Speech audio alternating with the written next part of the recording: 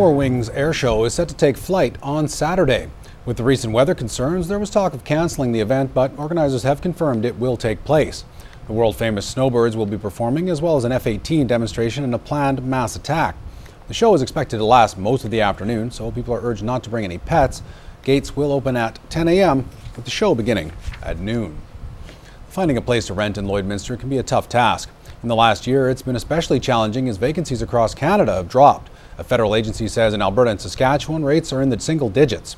Lexi Dogan tells us what this means for our community. Cassandra House likes her little home in Lloydminster, but she's looking to leave.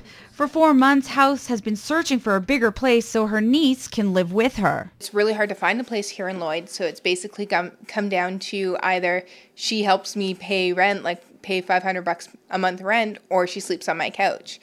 And it's gotten to the point where it's like I don't really have an option here. The Canadian Mortgage and Housing Corporation's annual report says since April 2010, vacancies have decreased almost 1% nationally. And in Lloydminster, vacancy rates took a steep dive, down nearly 6%. The CMHC says job creation is a big factor in this resource-rich city. Particularly with regards to job creation, we've really seen that turnaround. And that's fueled this increased demand for rental units and also housing of all forms. Coldwell Banker's Brad Gilbert says people get the itch to move in the springtime. Throughout May and June, rental accommodations were being snapped up. It's very difficult for renters to find good quality accommodation in town right now. A drop in places available for rent isn't the only thing the survey tells us. It also says that average monthly rental rates in Alberta are the highest in the country, and those rates could increase. Yes, we expect average rental rates, average monthly rents to increase, but we expect these increases to be tempered and we expect them to be quite subdued. Average rent in Alberta is more than $1,000 a month, and House says she just doesn't have the cash for that. And when I do find a place, it is so insanely out of my budget that it's unfeasible for me to move in there. Lexi Dogan, Newcap News. The peak season for mosquitoes is here, and it's putting a damper on outside playtime for Border City residents. Day or nighttime, the pests are out and causing an inconvenience and health problems for some, despite precautions. Kathy Lee has the details about one local man's scare when his son reacted badly to the bites. Yeah, it's just been horrible this year. Compared to previous years, Dave Lindstrom has never seen so many mosquitoes out as he has this summer. This year, going out in the back deck here in the evenings to barbecue and stuff, it's almost like a dark cloud coming in for us. I don't like it at all. It's gotten so bad his son reacted to the bites despite wearing bug spray. He was bit so bad that he swelled up. His lips were twice the normal size. His one eye swelled pretty much right shut. We had to take him up to the hospital for antibiotic shots. Right now, the city doesn't have a spray program in effect to kill the mosquitoes, but they do have a trap set up in this area to help test for West Nile. It emits carbon dioxide into this area, and the fan blows down into this trap, and we just collect them in the morning.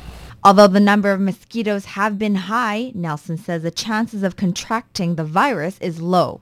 We started with a wet spring, and there's lots around, but the West Nile virus is generally carried by or moved around by a mosquito that's more of a warm weather mosquito, so right now we haven't had any positive tests. So. While the situation can't be helped, you can be proactive to avoid being bitten. Wear mosquito repellent. I mean, it's on the market for a reason. And then in your own yards, you can clear any standing water, bird baths. Make sure your eaves troughs are clean and they're not collecting any water. But if you are a target and start reacting badly, there are quick remedies for relief. Benadryl cream, Benadryl tablets first before they go to the hospital, and Benadryl is available over the counter. Though it's not an ideal situation for the Lindstroms, they'll have to be extra careful for their son until the mosquitoes go away. We have to keep him with his bug spray on all the time. We have to give him allergy medications every night. And we went and gotten citronella plants for the backyard and the off coils, things like that, to try and help. Kathy Lee, Newcap News. Once a person struggling with addiction decides to seek help, getting through the door of a treatment facility can be a daunting process. And once they get there, the first few days can be agonizing as they deal with withdrawal or other health issues caused by their affliction. What happens next is the subject of this week's Road to Recovery. After a client at the Thorpe Recovery Center has gone through withdrawal and therapy can begin, one of the most important things to get started is the group therapy. This allows the client to connect with people from a wide range of experiences, but with similar issues. The group starts to develop some unity, and I think the therapeutic process that happens here isn't just because there's clinicians here, it's sort of the process that happens because you're with another addict. This interaction is crucial because many people with addiction issues feel as though they're completely alone.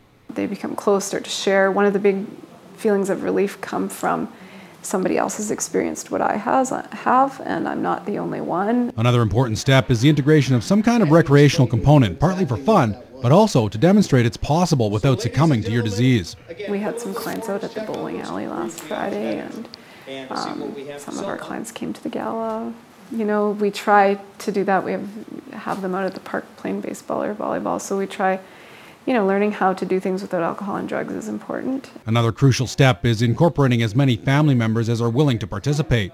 Especially because of the withdrawal process, start to hit some emotional walls around week 3 or 4, because they've been sober long enough that sort of some old wounds can start to come up for them. Road to Recovery with the Thorpe Recovery Center. Building hope, one person at a time.